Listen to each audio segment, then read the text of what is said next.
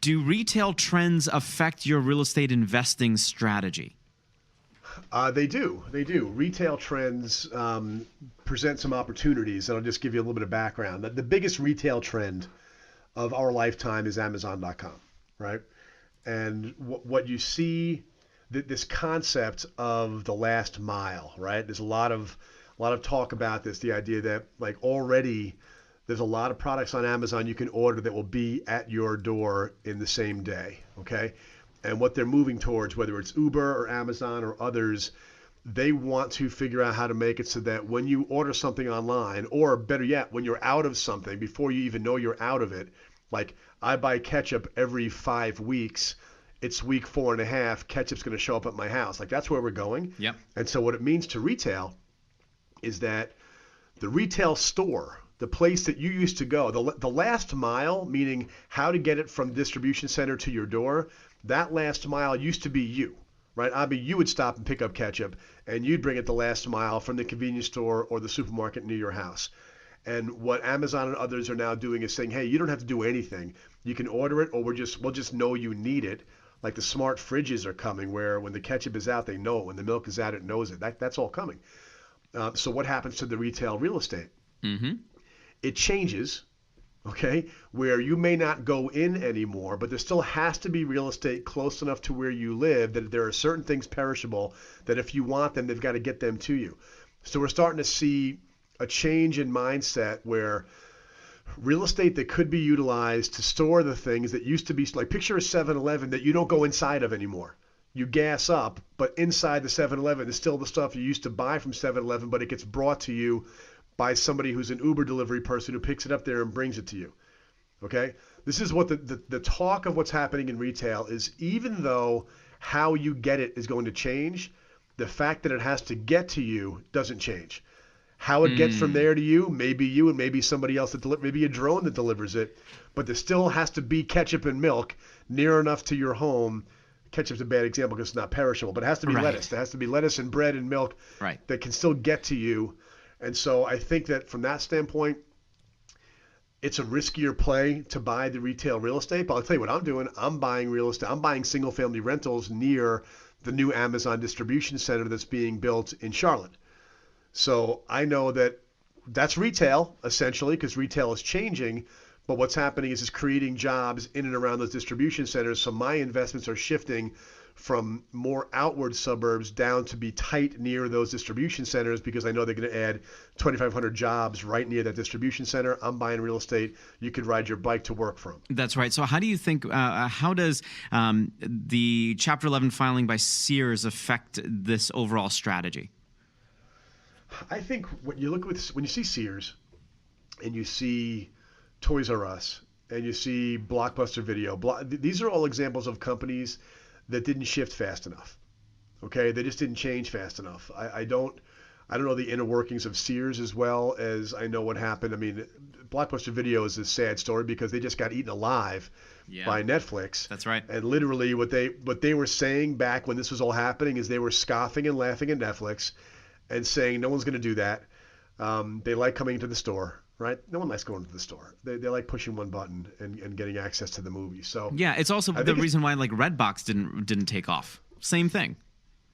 Yeah, I mean, I would hate to be in that business. My actual response to this question is, this is why I love real estate, because I'm a quick enough guy, but I'm not quick enough to figure out how people are going to watch their TV shows. Like, if I were Netflix, I wouldn't be that comfortable because you know what? There was a time not long ago that I remember that nobody even heard of them before. Mm-hmm. Somebody's going to come along and eat their lunch also potentially.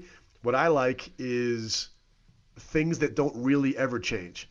People, even if the virtual reality means you're never going to leave home, well, guess what? I want to own the home that you rent, right? So there are certain things that are timeless. Physical real estate is one of those timeless things that play the changes in the shifting market.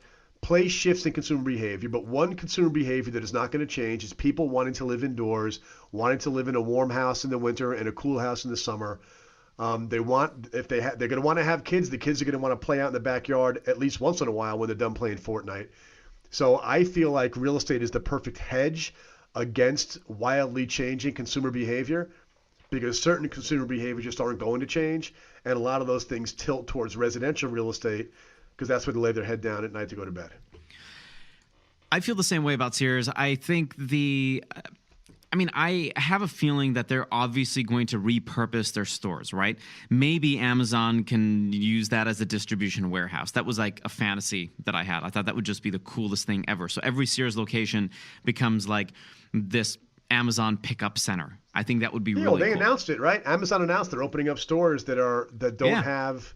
Actually, you know who told me that? An Uber driver told me that Amazon announced. I saw the story 5 minutes later. They read the story. Amazon is having cashierless stores, and the Uber driver was mad about the cashiers losing their jobs. And I didn't say it because I was in the back of her car. Yeah. I was going to mention, what about those cab drivers that you kind of took their job away? But okay, whatever. Yeah. The stuff changes. I think that it is a really interesting time to be alive, and consumer. You might be right, for example. That fits in with my thesis that retail real estate, like Sears stores. Here's the problem with Sears stores. They bought the real estate. Sears owns a lot of the stores, the actual physical stores that they used to occupy. Mm-hmm. Now, the retail model they bought those stores based on is becoming obsolete. And so the value of those stores as retail outlets might go bye-bye. They might wind up being warehouse facilities that have a pickup element to them. The real estate will still be valuable, probably just not as valuable as what Sears paid for them. Yeah, I also think some of these shopping centers, for example, if you go to these major clothing stores, I think what's going to happen with them is they're not going to have as much product stocked. Like that's all going to go away, and instead you'll have a bar, you'll have an experience at, say, Macy's, and you'll find a couple of your sizes to try on. If it works, then great. They'll go ahead and ship it for free directly to your house, all in the comfort of having and sipping a cocktail at Macy's. Like, that's what I feel this is going to go to. I feel like it's going to be very experience-based for people. And given that millennials have this YOLO, you only live once methodology and kind of framework for their world, and the fact that we live in a microwave society, it makes sense. So yeah, it's funny. What just hit me, you mentioned Sears. We talked about Sears. Sears began as a catalog. yeah, Right? That was where they started. So they began of order the catalog, it gets delivered to your home. They went out and opened up stores. They bought the stores. They ended up over leveraging. Maybe the Sears brand will come back around again as being a monster where you buy online and have it delivered. We'll see. It's going to depend upon who takes the reins and whether or not the Sears brand actually means anything to anybody anymore. I kind of hope that it will, but you never know. that's right.